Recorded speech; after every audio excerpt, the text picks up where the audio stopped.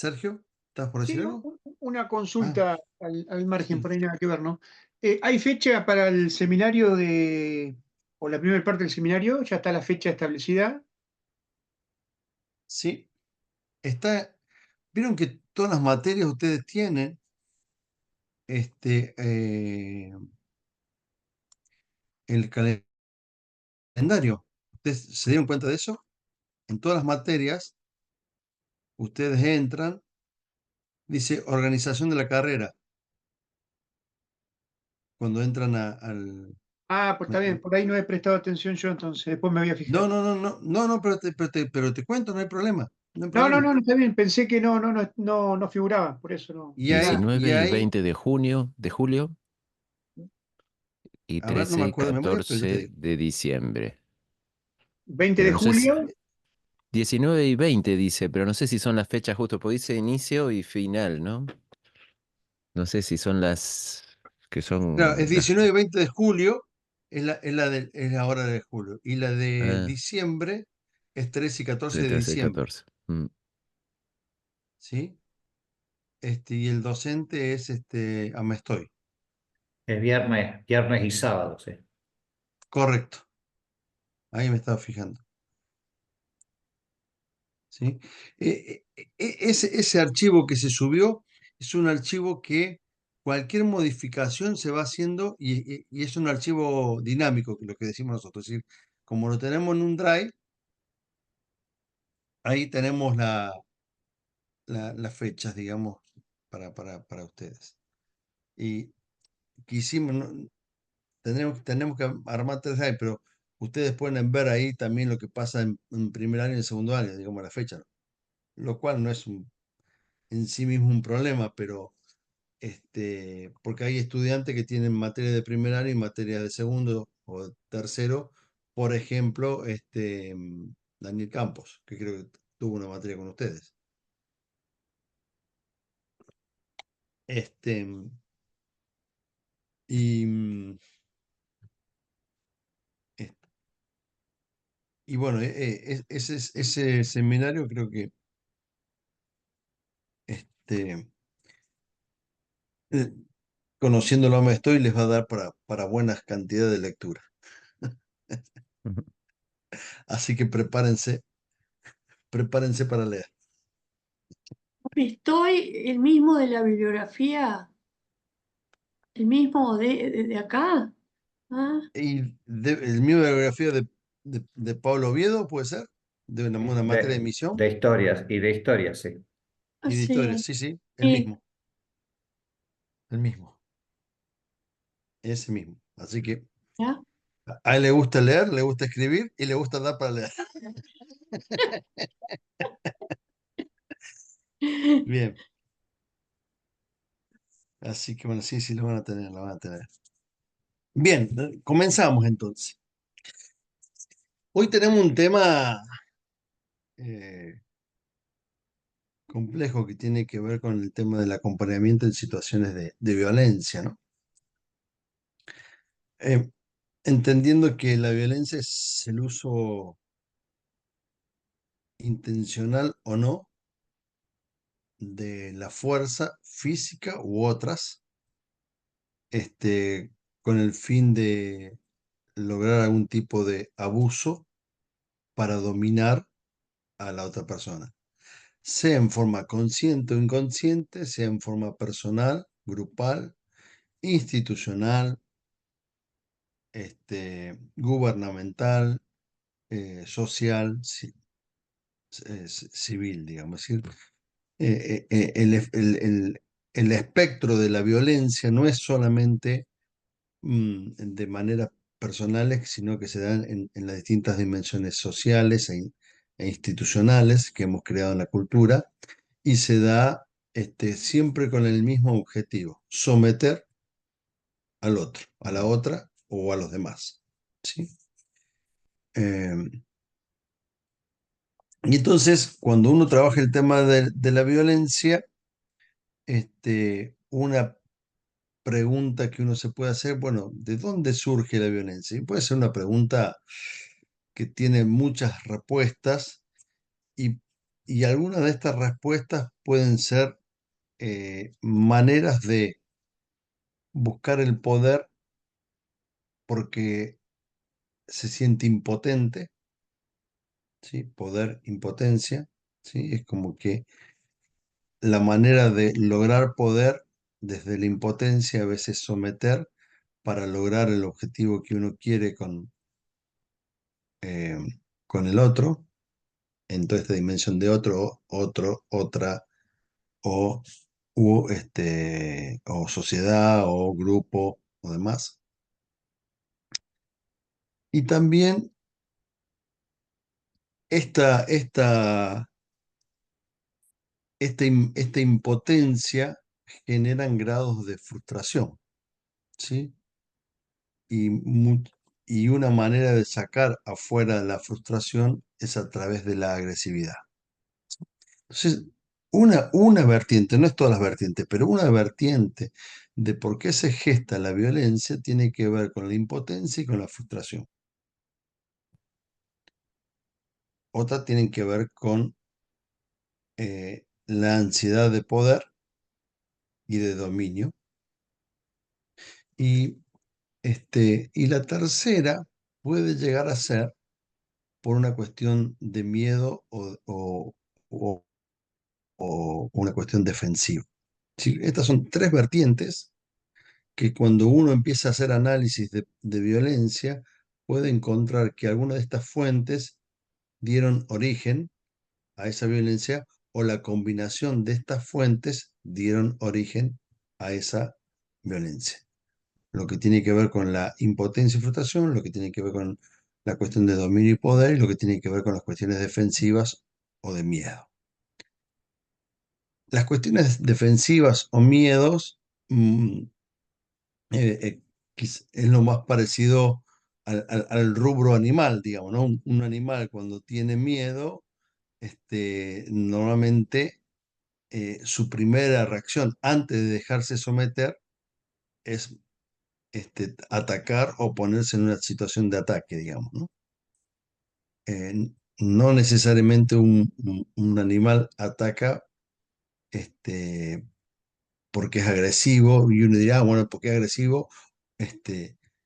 No, ataca porque a veces tiene miedo, temor de lo que le suceda, digamos, es una cuestión de autoconservación, digamos, de su vida.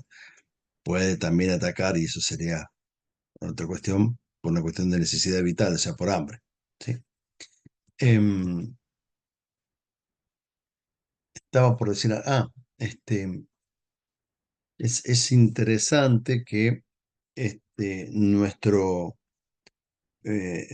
cerebro, que en, en su, en su corteza más externa, la corteza frontal, ¿sí? El hemisferio frontal, eh, es un gran inhibidor de la agresividad.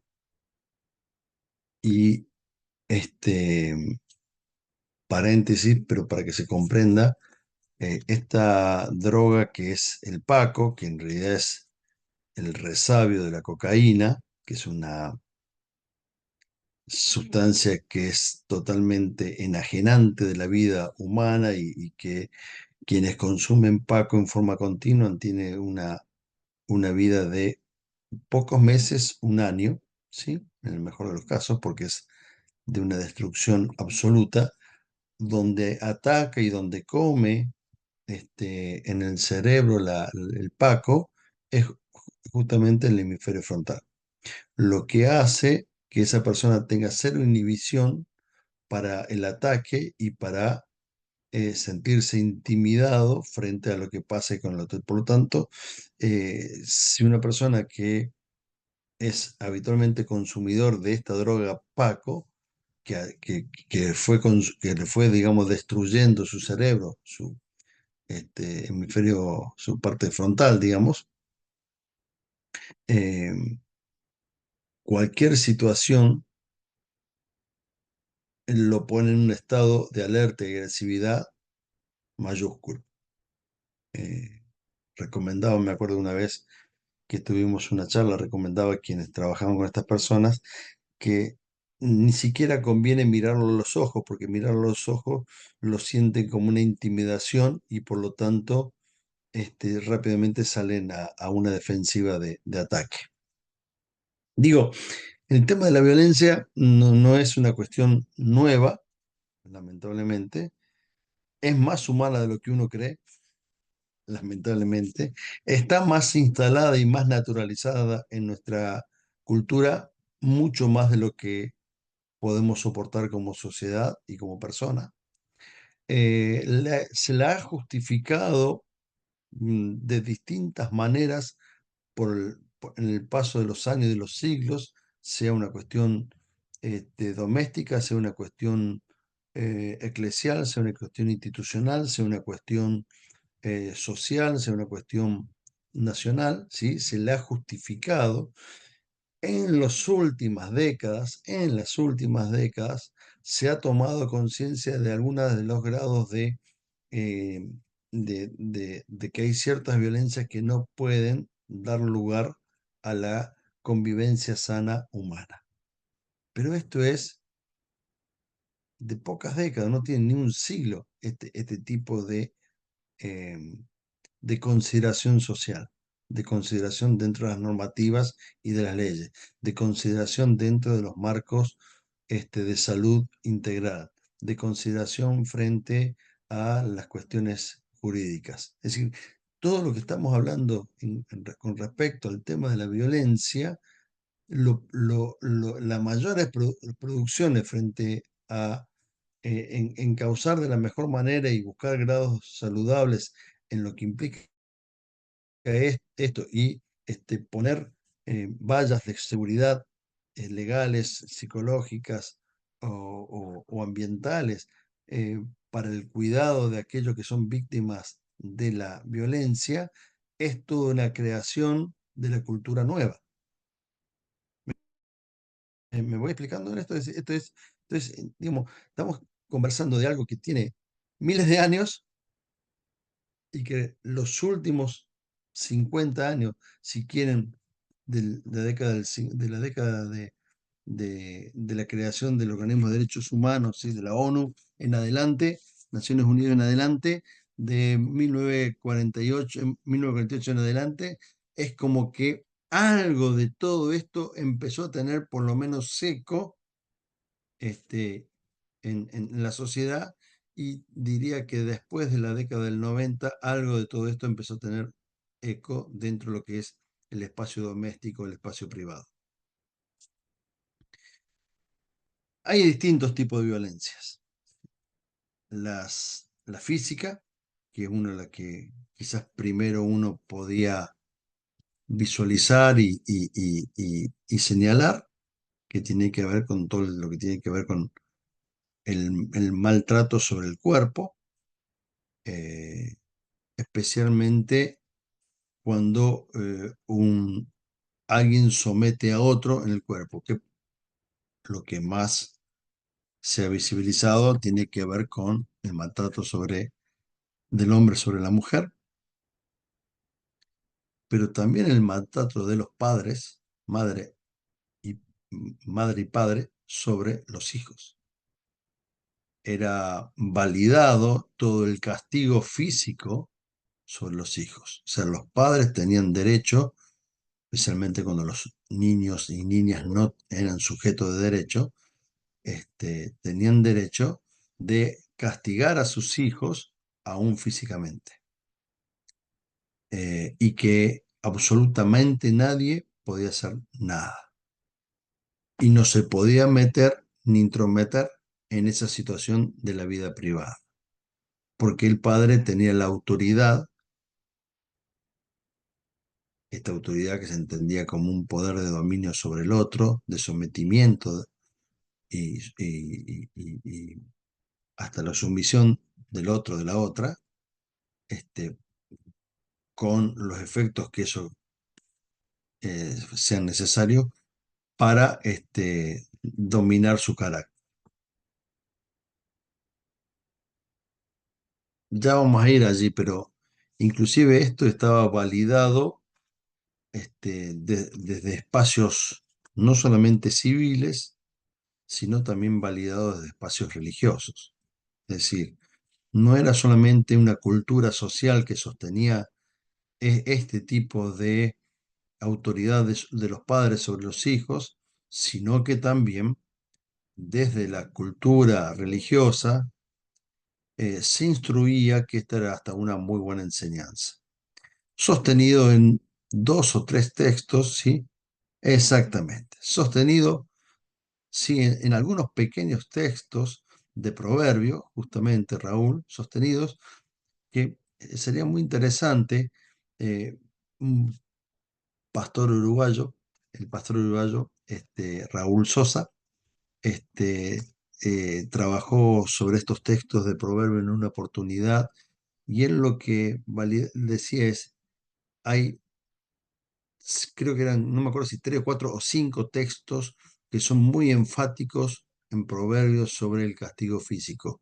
Y dentro de proverbio había alrededor de unos 45 textos que hablaban de la posibilidad de la escucha, de la sabiduría, que hablaban de otro tipo de cuidado y otro tipo de enseñanza. ¿Por qué dice 5 textos fueron más preponderantes que 50 textos en el mismo proverbio que marcaban otro rumbo de enseñanza? ¿No?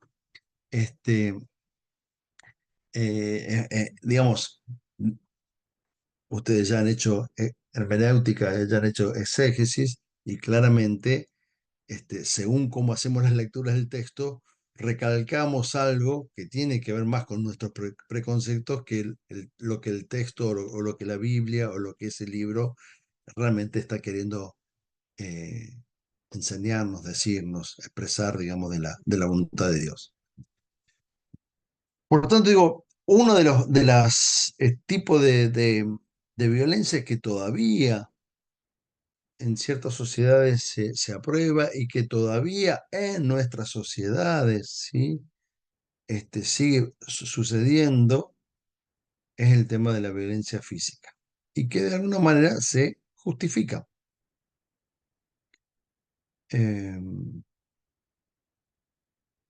Creemos que la violencia física es pegarle en el rostro, en la cola, en la espalda, un cinturón, pero a veces hasta un tirón de oreja, que parecía, no, pero solamente le tiré la oreja. ¿Sí? Creemos que hasta todavía en la sociedad, digamos, seguimos justificando estas, no pasa nada si le hice esto. ¿Sí? Es decir, que no es que hayamos hecho una erradicación de este estilo de violencia dentro de nuestros espacios domésticos, sino lo que ha sucedido es que ha disminuido a grados bastante importantes, pero no ha desaparecido. Digo, esto porque siempre es un tema a volver. Después está el tema de lo que es la violencia, perdón, otra cosita más, de la violencia física. Estoy muy uruguayo, María Luz, después. Sí, hay la gente de eh, Un Trato por el Buen Trato, no me acuerdo cómo es la Sí, sí, organización, sí. Un trato por el tra- buen trato. pero la organización no me acuerdo cómo se llama, ¿sí? Claves, Juventud para Cristo. Juventud para Cristo, está. La gente de Juventud para Cristo que trabaja hace mucho tiempo Un Trato por el Buen Trato, ha trabajado fuertemente, entre otras cosas, el tema del trato físico, y cómo el trato físico ha sido de alguna manera dañino para la formación de la persona, de los grupos, de las sociedades. Y solamente me quedé en la violencia física hogareña.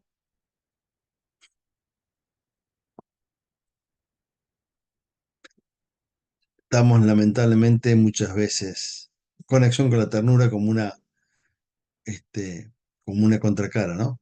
Pero estamos lamentablemente aconteciendo a espacios donde cada vez más se está librando los protocolos para una violencia organizada e institucional legalizada, ¿sí?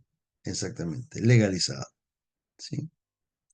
No solamente en nuestros países de aquí, de América Latina, sino también en países europeos, Francia, por dar un ejemplo.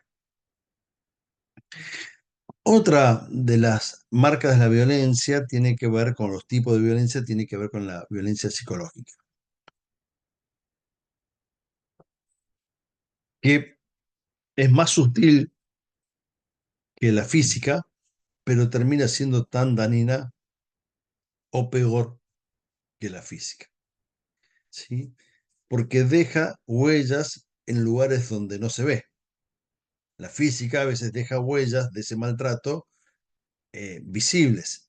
La violencia psicológica deja huellas donde no podemos observar tan fácilmente, no podemos verificar tan fácilmente. Solamente pueden ser verificados frente a una entrevista, frente a una conversación, frente a un decir de la persona y frente a un escuchar de la otra, digamos. Entonces, la violencia psicológica es una manera que trabaja desde la manipulación, desacreditando a la persona, haciendo, haciéndola sentir no recibida absolutamente en nada, no tenida en cuenta, haciéndola sentir inútil y desvalida en su vida, de tal manera que va desarmando su capacidad de afirmarse, su autonomía, su independencia y su capacidad para vincularse con las personas, va desarmando la estructura de redes, va desarmando la estructura de contactos con otros, va quedando aislado, aislada, y en esa gotita permanente o en esos momentos donde va desprestigiando permanentemente a la persona se cree que vive solamente porque el aire es gratis, ¿sí? Es decir, se siente minusválida en su yo, minusválida en su capacidad de autonomía, minusválida en su capacidad de poder enfrentar la vida por sí misma, ¿sí? Y entonces digo que es menos perceptible visualmente, visiblemente que la violencia física, pero es mucho más temible que la violencia física en términos del deterioro que hay de la humanización de la persona, porque lo que hace es un deterioro de la humanización de la persona. La persona no se siente plenamente humana. La persona no se siente plenamente capaz para hacerse cargo de su propia vida. No se siente fortalecida para emprender su propio diseño y sentido de vida. Y esto vuelve a pasar. Esto también sucede a nivel doméstico, personal, grupal, como también institucional, social y colectivo. Es decir, estas dimensiones siempre están moviéndose unas a otras. Después está el tema de la violencia sexual, digamos, ¿no? Que no es meramente cuando alguien ha sido ultrajado en su cuerpo, ¿sí? De forma violenta por un desconocido. Que eso, habitualmente, socialmente es condenado.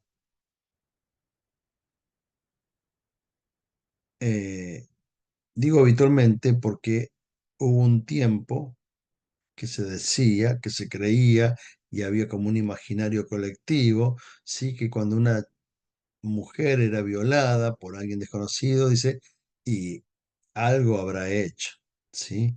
Habrá tenido la pollera muy corta, le habrá hecho un gestito que la persona interpretó, es decir, digo, por eso digo que también, aún con un desconocido, de alguna manera, hace poco tiempo, esto era validado socialmente, Hubo ¿sí? una resolución judicial de la manada, ¿se acuerdan? La manada. Claro, que fue terrible, fue terrible, Un justamente porque juez, justificaba lo injustificable, digamos, ¿sí? Con argumentos que tienen que ver con no la humanización, sino con otro estilo de, de especie, digamos, ¿no? Digo, pero también la violencia sexual, inclusive de personas conocidas que, aún siendo cónyuges, como parte de ese sometimiento en lo psicológico, aún en lo físico, terminaba siendo un sometimiento en lo sexual. ¿Sí? Normalmente estos se combinan, a veces no es que se dan puras, uno lo hace, estas fragmentaciones lo hace por una cuestión pedagógica, pero a veces se combina la violencia física con la psicológica, con la sexual, entendiendo que hay grandes combinaciones en todo esto y que en la raíz de este dominio necesita entrarle por los distintos francos para someter al tercero, a la tercera. Después está lo que es la violencia económica, patrimonial, digamos, ¿no? Es decir, cuando eh, de alguna manera puedo dominar lo que vos podés hacer con tu propio dinero y te digo lo que tenés que hacer con tu propio dinero, ¿sí? O te lo administro yo para que vos sepas mejor cómo utilizarlo, ¿sí? Termino gestando una manipulación desde los bienes económicos. Y entonces limito a la persona. Em, Situaciones de estas se dan mucho más a menudo y son muy sutiles, porque a veces, mira, si querés yo administro el dinero de los dos en una situación doméstica, en una situación familiar, ¿sí? Vos me pedís cuando vos quieras, pero lo administro yo porque yo sé cómo hacerlo. Pero vos me pedís cuando yo quiera. Necesito, en fin, bueno, pero sí, está bien, pero si vos te vas a comprar eso, acordate que después no sabés si vamos a poder comprar leche, no sé si vamos a poder comprar carne, ¿sí? ¿Estás seguro que vas a comprar eso? Pero sí, porque es mi dinero y yo quiero comprarme eso. Bueno, sí, pero es decir, digo, en esta especulación, en este juego, se entremezcla aquí la violencia psicológica con la violencia económica, y entonces lo que termino es yo administrando el dinero del otro, de la otra, ¿sí? Y diciéndole en qué tiene que gastar o no. O, peor aún, ¿sí? Si alguno no tiene trabajo, el otro le da cuentagotas. Te dejo acá 10 pesos, te dejo acá 1000 pesos, te dejo acá 5 pesos para esto, para esto, para esto. Y después, como lo que te dejó no alcanzó ni para comprar la leche y el pan, ¿sí? ¿Cómo? Si yo te dejé esta mañana, ¿qué querés que te decía? ¿Qué hiciste con el plata? ¿Dónde te la gastaste? ¿Sí? Disparé de diferencia. Claro, además, digamos, bueno, esto que agrega Sergio tiene que ver esto mismo en la esfera, digamos, en la dimensión social, ¿sí? En la dimensión social, esta disparidad que todavía se ve, la diferencia que hay entre en un mismo puesto cuánto cobra una mujer, el mismo puesto cuánto cobra el hombre, ¿sí? Para el mismo trabajo, el hombre tiene un porcentaje siempre más alto y todavía sigue siendo así en distintos espacios empresariales, sociales, ¿sí? Aún espacios que uno diría son espacios progresistas, igual también siguen teniendo esto. ¿Sí? Directores que trabajan en espacios este, sociales y de compromiso con los demás, ¿sí? No es la misma remuneración que se les ofrece a una mujer que a un hombre. Eh, por lo cual, y ni hablar de los, el, del, también del perjuicio que esto hace cuando quienes manejan los dineros y los sueños y las opciones son los que gobiernan. Iba a decir Estado, pero no son Estados, sino quien gobierna. Porque Estado tiene que ver con otra cosa, ¿sí? Quienes gobiernan, que de alguna manera también te someten desde una violencia económica y patrimonial, ¿sí?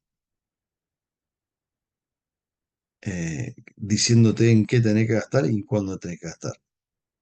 Claro, la transferencia de riqueza de sectores pobres a ricos. ¿Mm? Y esto tiene que ver cómo se hace la distribución de los bienes, cómo se hace la distribución de la riqueza. ¿Sí? Este concepto, que es un concepto fuertemente bíblico, ¿sí? Que tiene que ver con el jubileo, por ejemplo, pero no me voy a desviar tanto por allá para no irme a decir, pero todo el concepto del jubileo es un concepto que tiene que ver con el sentido de la distribución de la riqueza. Era volver a poner en orden el sentido de la distribución de la riqueza. Eh, Porque no era, el jubileo no era el perdón de las ofensas porque vos me dijiste una mala palabra o me trataste mal, ¿sí? Era mucho más profundo. Sí, era porque te habías quedado con mis hijos, te habías quedado con mi tierra, te habías quedado con mi esposa y hasta conmigo mismo pasaba a ser sirviente y bueno, cada 50 años recuperaba la vida propia de la vida familiar y las tierras para volver a darle la oportunidad a esta generación a que vuelva a, a cultivar su campo, su espacio, su ganado. Es decir, el jubileo tiene que ver con un sentido de distribución de la riqueza que está vista más desde la misericordia y la gracia, que es desde la opresión y el dominio. La última violencia o el tipo de violencia que quiero que veamos hoy es la violencia simbólica, digamos, ¿no? Que, que a veces es mucho más difícil poder visualizarlo, porque se da de maneras eh, eh, que se ejercen de manera que no se pueden observar tan fácilmente y que no pareciera que tenga un efecto directo, porque tienen como efectos indirectos, digamos. Entonces, una manera de dominio simbólico es eh, que ha pasado, ¿sí? Eh, Hablar con la madre de mi cónyuge, de mi pareja, para que ella le diga lo que tengo que resolver yo. Y entonces hay un juego simbólico allí donde la presión familiar juega en contra de esta situación. O en términos, digamos, de sociedad, cuando los medios masivos de comunicación utilizan cierta información para someter ciertas situaciones sociales, ¿sí? Trayendo em, o sobreinformación o desinformación que hacen em, perjudicarnos en esta autonomía de vida común, de vida de convivencia, de vida social. ¿Sí? Es decir, de alguna manera la violencia simbólica eh, termina siendo un complemento de estas otras violencias.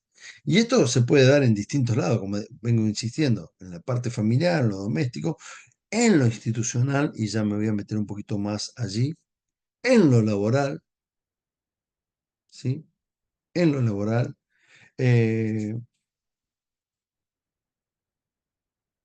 en las decisiones que tienen que ver con el ámbito personal, ¿sí? Muchas veces hay decisiones que tienen que ver con decisiones personales y allí también digamos, no solamente en la familia, sino en lo individual sería, en el ámbito personal, y también en lo mediático, esto de los medios masivos de comunicación. Es decir, las dimensiones son sociales, son grupales, son familiares, son personales, y de alguna manera se interrelacionan unas con otras, al igual que los distintos tipos de violencia. Yo decía, quisiera en estos eh, minutos todavía de clase, pensar en la violencia religiosa o espiritual, ¿sí? Como quieran decir, ¿no? Eh, tuve una situación hace muchos años. eh, yo era capellán en un seminario cuando vivía en Córdoba, tenía, no sé, 20, 30 años. No tenía los 30 todavía, sí. Y como capellán me empecé a acompañar a una persona, una joven, que estaba estudiando ese seminario, y cuando me empieza a narrar toda la historia de su vida, empiezo a descubrir, y ella junto conmigo, yo junto con ella, ¿sí? Cómo había sido sometida desde el plano espiritual. Y allí por primera vez leí un libro que me impactó mucho y que me lo regaló ella misma como parte de su proceso. Encontró ese libro y me lo regaló después, que se llamaba El poder sutil del abuso espiritual. Seguramente Sergio lo debe conocer. Casi seguro que Sergio lo conoce.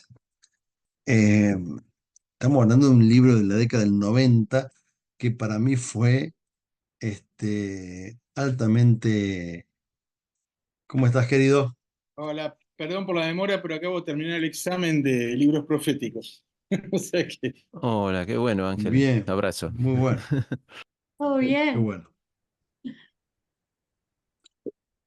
Bueno, me alegro que esté con nosotros. Estamos con el tema violencia trabajando.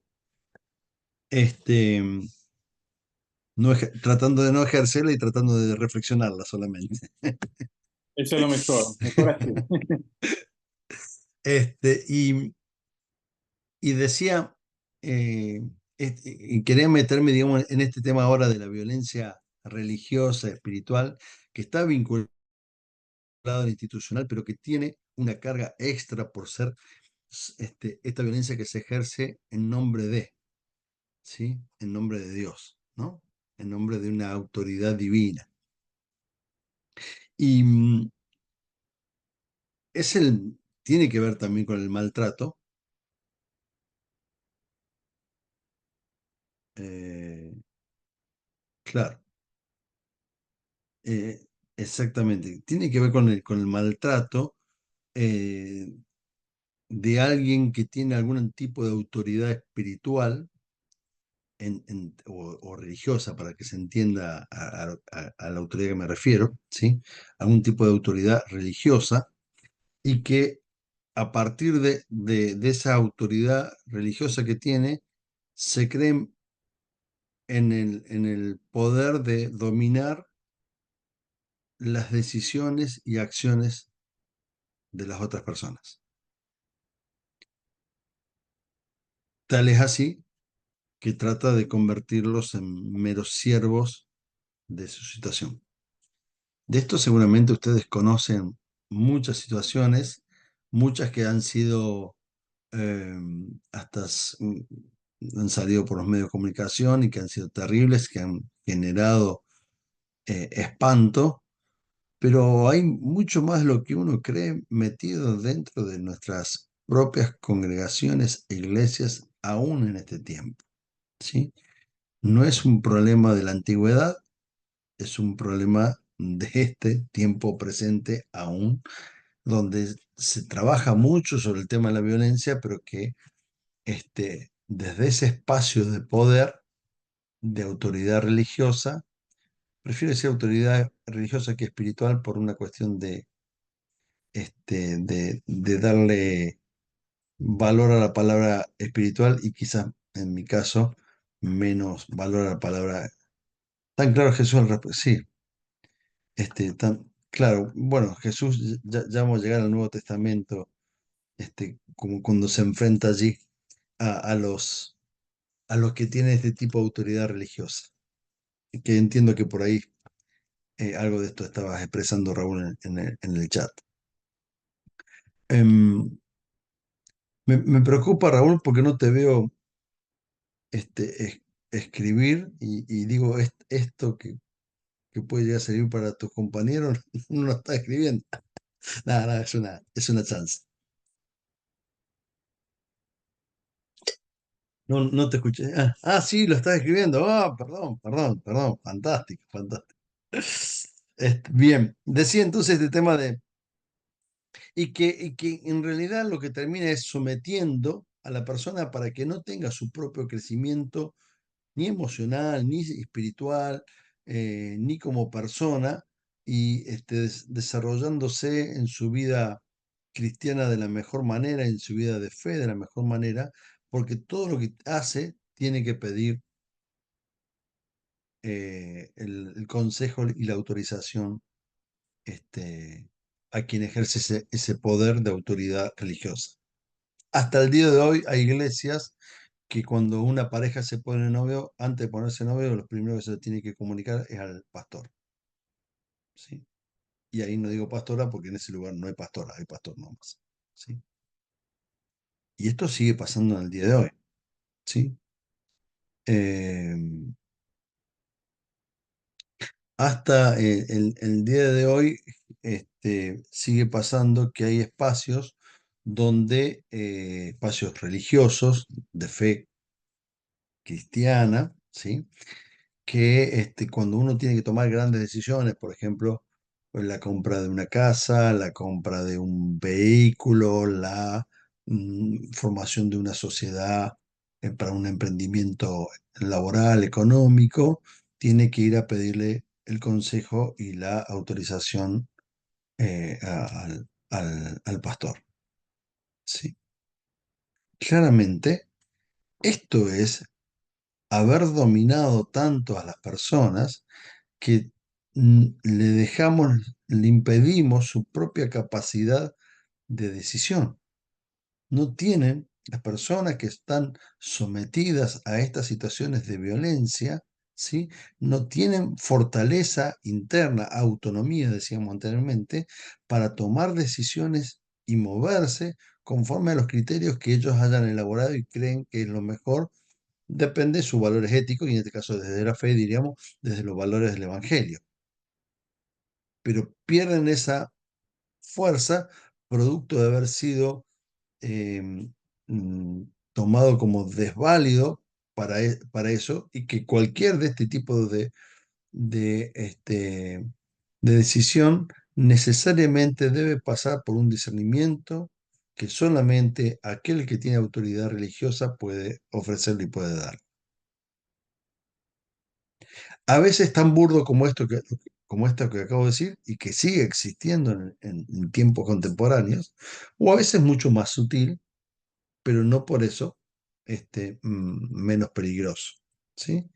Cuando frente a distintas situaciones, en un mensaje, en una conversación, aquel que tiene esta autoridad religiosa hace uso de ese espacio de poder para someter en alguna situación a la otra persona, sabiendo que si la otra persona em, desmerece la opinión de ese líder religioso, eh, empieza a estar corrida del redil y empieza a estar ya no pintadita de blanco, sino pintadita de medio de oscuro, porque no está obedeciendo tal cual se lo dice el líder espiritual. Y entonces, En una secta. no, ojalá fuese solamente en sectas. Esto también en sectas uno lo puede decir y lo puede ver más claramente. Esto pasa también en iglesias católicas y iglesias evangélicas. Raúl, perdón, Sergio. Sí, por ahí, como decía María, para mí definitivamente son sectas, ¿no? Eh, Hay algo que en toda entonces, no solo en esta conversación, sino algo que siempre me pregunto, ¿cómo una persona puede ser coercionada por ese tipo de cosas, ¿no? En determinar con quién te puedes poner de novio, determinar, estoy hablando desde el ámbito religioso, ¿no? Sí, sí. En determinar todos esos órdenes y esferas de la vida. No entiendo todavía en mi cabeza, no he llegado a una conclusión de cómo puede ser posible que una persona acceda a eso, ¿no? Y por otro lado, dentro de mi conocimiento, son la mayoría de iglesias muy prolíferas en, Sí, en cantidad de personas, en cuestión sí, económica, sí, y como usted dijo, ¿no? ¿Qué auto tenés que comprar? ¿Dónde tenés que vivir? ¿Qué tenés que hacer? Hasta dan cátedra cómo tiene la pareja que hacer el amor, ¿no? Eh, exactamente. no entra en mi cabeza cómo una persona puede entrar por debajo de esa línea. Eso es lo que no entiendo. Bien. Ya voy a esa pregunta tuya, ¿sí? Entiendo que si hacen la referencia a secta como estos espacios religiosos cristianos, pero puedo nombrar las denominaciones de iglesia que se hacen, no decimos llamar evangélicos, digamos, porque también en nuestra iglesia a veces hay este tipo de sometimiento, ¿sí? Y cometemos este tipo de errores, a veces tan groseros como las que acabamos de mencionar, o a veces más sutiles, ¿sí? Y, y entonces,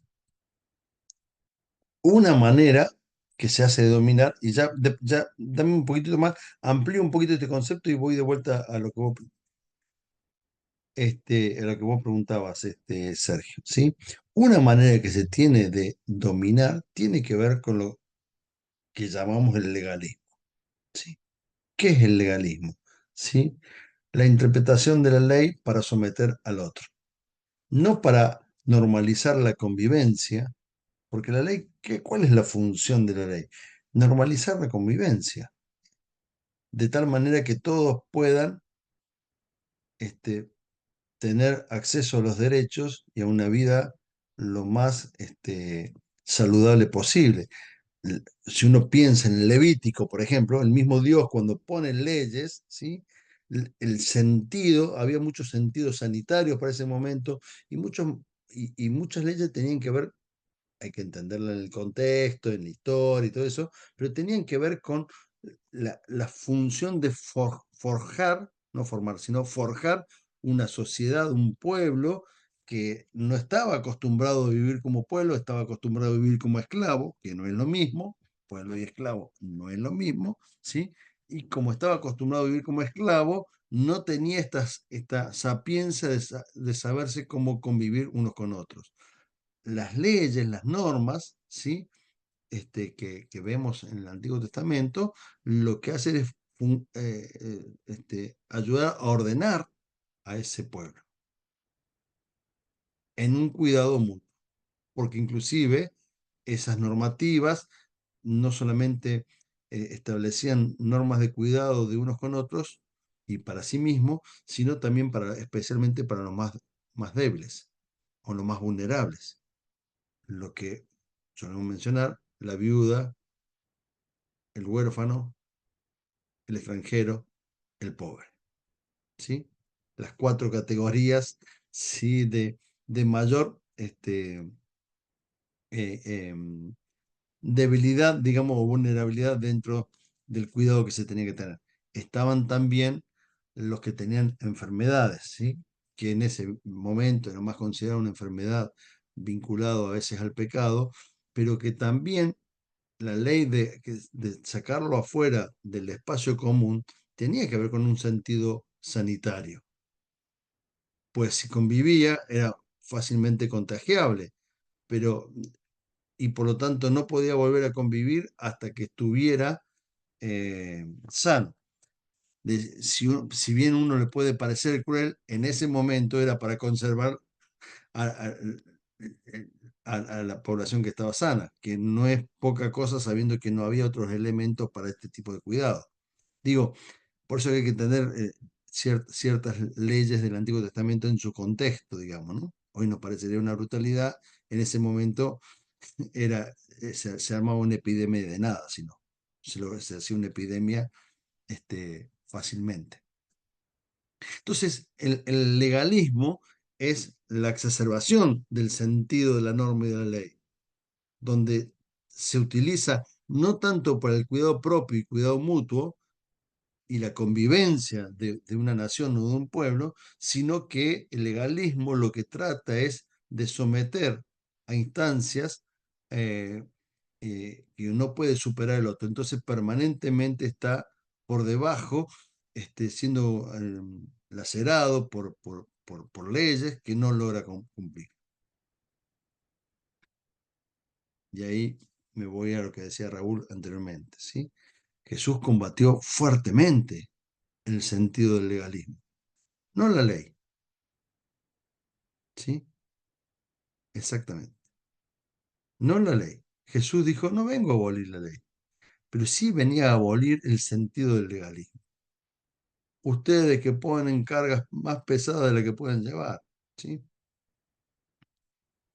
Ustedes que someten a otras personas que hagan cosas que ustedes mismos no están dispuestos a hacer, ¿sí? Entonces venía con este tipo de frases tan pintorescas de Jesús, parecen sepulcros blanqueados, digamos, ¿no? Están podridos por dentro, aunque para afuera parecen relucientes, ¿sí? Este es un insulto de una calidad estética altísima, ¿no? Este, le decía, es una cosa fuerte lo que Jesús le decía, ¿no? No. Y quien lo escuchaba se daba cuenta de lo que estaba diciendo. Jesús andaba buscando que lo maten, parece. Este, digo, el legalismo lo que hace es darle un instrumento de dominio y poder a aquel que se cree con autoridad sobre su prójimo. El legalismo termina dándole un instrumento, es un medio, pero no es, el legalismo es, insisto, la perversión de la ley. No es el sentido de la norma, bueno, esto lo puede decir mucho mejor Alejandro, no es el sentido de la norma que nos ayuda a regularnos socialmente. La única forma que Dios encontró de romper con el legalismo y que no saliéramos fuera de la ley fue a través de la gracia. Por eso es que la gracia es la que rompe o opaca, decías vos, yo creo que más que opacar el legalismo, la rompe al legalismo y le da sentido a la ley. No, porque la ley se sigue buscando que uno la cumpla, aun cuando uno no sepa que no la puede cumplir siempre, la ley de Dios. Entonces el legalismo es como ese soporte para ayudarnos a seguir caminando, aun cuando muchas veces hacemos, como diría Pablo en Romanos 7, aquello que queremos no hacemos y lo que no queremos eso hacemos, ¿sí? Aun cuando nos suceda esto, ¿sí? El soporte de la gracia, que viene de Dios, nos ayuda a vencer ese legalismo. Pero para vivenciar ese soporte de la gracia, tenemos que reconocer que nuestra vida puede tener esa autonomía para poder discernir lo que Dios tiene en su buena voluntad para cada uno de nosotros. ¿Sí? Tenía una hermana en otra iglesia, ¿sí? Tenía una hermana le encantaba orar, Señor, porque vos sabés que nosotros somos gusanos. Yo digo, pero esta mujer. Y se basaba en un texto del Salmo donde justamente David habla que somos gusanos, es decir, hasta tiene esta referencia bíblica. Pero el perfil de esta hermana, y ahí voy a lo que preguntaba Sergio, comentaba Sergio, ¿sí? El perfil de esta hermana era una hermana que habíamos ayudado y colaborado, sí, también es cierto, pero como gusano, viste, es justamente esta hermana, la ayudamos a salir de toda una situación de violencia de género, violencia doméstica, ¿no? ¿Sí? Es decir, tenía formateado su corazón y su vida, lacerado, lastimado, ¿sí? Y entonces no había otra que entender que Dios también la veía así, y por lo tanto ella era un gusano, ¿sí? Y le costaba salir mucho de de este seteado que tenía en su cabeza. Porque uno de las cuestiones que ayuda a generar la victimización o generar víctimas, ¿sí? Tiene que ver con el temor. Sí, el miedo es un gran componente, ¿sí? Es un lugar muy fecundo para que actúe alguien que quiere someter a esa persona. Y entonces el ser humano, por características culturales, ¿sí? Estamos más inclinados hacia el temor y la crítica que hacia el valor, ¿sí? La innovación, la creatividad, digamos, ¿no? Nos cuesta, sí, nos cuesta salir de un sentido crítico, pesimista temeroso y culposo de la vida, digamos.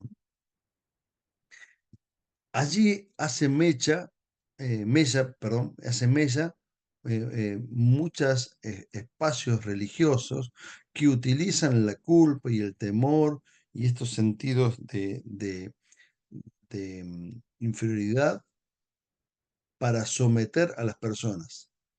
Por eso que terminan siendo lugares que muchas veces hay mucha gente que se congrega allí, porque hay otro que decide por mí, yo no me tengo que hacer cargo de mi propia vida, hay otro que me dicen cómo puedo vivir, ¿sí? Y mirar lo bien que le va a él, y si que le va tan bien, ¿cómo?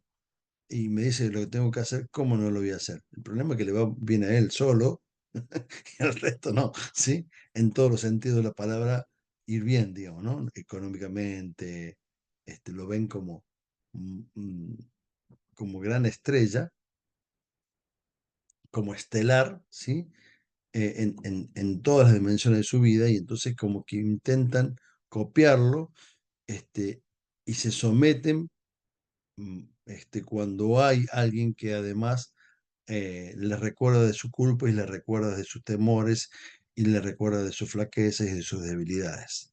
Es decir, cuando hace el mismo ejercicio que el ejercicio que hacían los fariseos. El ejercicio que hacían los fariseos era someter a los demás desde un legalismo que nadie puede cumplir, por lo tanto todos se sienten impotentes, todos se sienten desvalidos y vulnerables frente a lo que el otro dice. Y ejerce ese poder sobre uno. Entonces, esto insisto, que es un espacio, estas corazones, estas mentes, es un espacio de amplísima posibilidades de manipulación, donde aquellos que tienen ansias de poder, ansias de dominio, más que de poder, ¿sí? Tienen ansias de dominio, ¿sí? Logran, por su manera de ser, que normalmente son personas con mucho carácter, carismático no en términos de dones, sino carismático en términos de personalidad, ¿sí? Son de personalidades fuertes y extrovertidas, logran, ¿sí? Captar y dominar a partir de sus gestos, sus palabras y sus actos, ¿sí? Dominar y someter a terceros. Y aquí voy a tratar de ir cerrando, ¿sí? Y aquí queda muchísimo para hablar de esto, ¿no? Y aquí el tema es cómo ser asesores, facilitadores de la gracia. Porque en medio de la violencia estamos llamados a ser facilitadores de la gracia. Tenemos este precioso privilegio de mostrar la gracia de Dios. Por lo tanto, nada de lo que nos cuente la persona nos tiene que espantar ni asustar. Al contrario, es ahí donde tenemos que hacer que llegue esa gracia de Dios, donde nosotros podemos ser en ese momento privilegiados de mostrar esa gloria, esa presencia de Dios. Privilegiados porque somos testigos oculares de algo maravilloso, ¿no? De cómo esa gracia de Dios puede reparar, recuperar, sanar, transformar una vida desgastada por un abuso religioso o un legalismo excesivo. Y transmitir la gracia, facilitar la gracia, no es otra cosa que poder escuchar desde esta ternura que decía anteriormente Raúl, es decir, escuchar con amor, donde no prima la condena, donde no prima la exigencia y ni siquiera prima el decir, bueno, vos de ahora en más tenés que hacer esto. Porque en tal caso, eso se lo dirá el Señor y el Espíritu a esa vida. Lo que uno tiene que hacer es acompañar y sostener, ¿sí?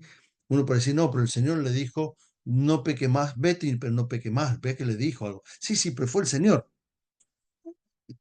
Digo, hoy el Espíritu de Dios se puede revelar a cada uno y no necesita que nadie se revele por sí mismo. Nosotros tenemos la ventaja de poder compartir la gracia de Dios, pero deja que esa persona pueda descubrir cómo el Espíritu le quiere hablar a esa situación de vida, ¿sí? Y acompañarla a esa persona para que pueda tener ese discernimiento, no para que vos seas el discernimiento de esa persona, porque si no estás de alguna manera entrando en ese círculo vicioso que a la persona le conviene. Ahora no me lo dicen desde un lugar legalista, sino que me lo dicen de un lugar de gracia, pero sigue habiendo alguien que interpreta lo que yo tengo que hacer. Y entonces sin querer me quedo entrampado en el mismo juego de la persona que es víctima de la violencia, porque lo que uno tiene que ofrecerle a la persona víctima de la violencia es que pueda, lo que hoy decimos la palabra, empoderarse, es decir, que pueda la persona por sí misma tomar autonomía de vida de fe. Entonces, aunque sepamos lo que tiene que hacer, aunque creamos que lo que tiene que hacer es esto, y aunque estemos en lo correcto, lo mejor es poder acompañarlo para que la persona asuma su propio protagonismo, para que la persona asuma su propia vida, para que la persona empiece a abrir sus ojos a ver esta realidad de lo que es vivir la gracia, donde la gracia, ¿sí?, se vive de la misericordia, no desde la exigencia. Se vive de la alegría y el gozo, no desde el cumplimiento de normas. Que luego, ¿sí?, uno, por amor a Dios, busca hacer su voluntad. Luego, por amor a Dios, trata de ser servicial hacia el prójimo y tener actitud diaconal hacia el prójimo. Luego, por esa transformación del espíritu, vive en esa comunión de unos con otros, ¿sí?, en la presencia de Dios. Es decir, es el efecto de la transformación del espíritu en nosotros la que hace posible eso. No es el efecto de nuestro esfuerzo o de nuestra capacidad, sino el disponernos para que Dios haga esa transformación en nuestra vida. Por lo tanto, ser asesores para personas que han sufrido violencia es poder acompañarlos para que puedan disfrutar y vivir la gracia de Dios. No para decirle cómo se debe vivir la gracia de Dios. ¿Sí? ¿Se entiende? Es sutil la diferencia. Y nosotros caemos muchas veces en la trampa por esa sutileza que tiene. Y debemos evitar esa trampa porque estamos muy tentados, pero ¿cómo no te das cuenta? Si es muy fácil, romper con esto, tenés que hacer... Y tenemos, sí, y el acompañar es un proceso más largo. ¿Por qué no te darás cuenta antes y tengo que acompañarte 10 cuadras y en una cuadra te puedo haber dicho todo? Con 100 metros conversando juntos ya podremos, y te tengo que acompañar 1000 metros caminando juntos. Bueno, esto es ser facilitador de la gracia. Es lo mismo que Jesús y Dios hizo con nuestra vida. La paciencia que Él nos tuvo, ¿sí? Y nos tiene. Y nos tiene. No olvidemos esa parte. Entonces, yo les invito a que se puedan ir con este concepto en su corazón, que para mí es precioso. Ser asesores o el asesoramiento y cuidado pastoral es facilitar la gracia de Dios en las personas, en general, y en particular en aquellos que han sido víctimas de violencia en todas las dimensiones, formas personales, familiares, laborales, sociales. Y creo que allí tenemos una tarea enorme todavía para hacer. Y que nuestras comunidades, porque esta es la vuelta que también podemos, sean también facilitadoras de esa misma gracia, en medio de situaciones que necesitan la gracia de Dios para que aquellos que están siendo sometidos y dominados puedan encontrar que este Dios en el cual proclamamos y creemos no quiere lo peor para nosotros. No quiere que estemos sometidos y tirados en el suelo, que seamos gusanos, ¿sí? Él quiere que podamos vivir una vida plena y abundante, la misma que Jesús nos ofrece a nosotros.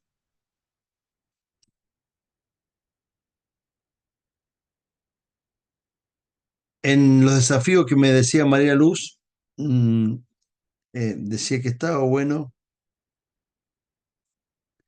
que pudiéramos siempre hacer alguna oración al cierre de cada momento. Mi intención fue, pero no tuve tiempo, de buscar alguna oración que hable de esta última parte que estaba haciendo.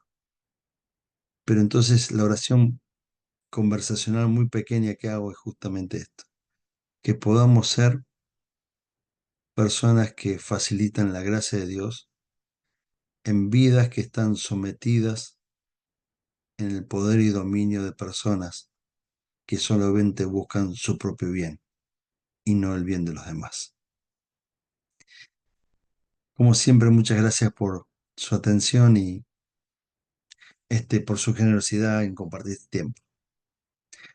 Nos estamos viendo el martes que viene y antes que me olvide, quizás después tenga que coordinarlo con Ángel también, pero el último martes que tenemos clases es el martes 9.